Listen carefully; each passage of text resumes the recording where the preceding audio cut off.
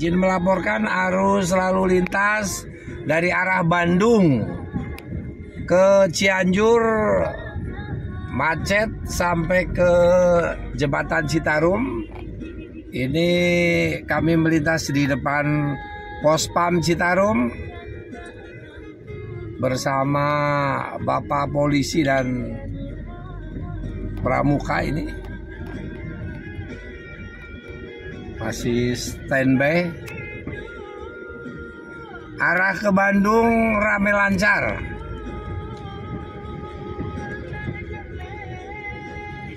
Kelihatannya ini di hari kedua Lebaran sudah semakin parah ini. Dari Ekstol Citarum sampai ke Cibeuyem ini 2 lajur.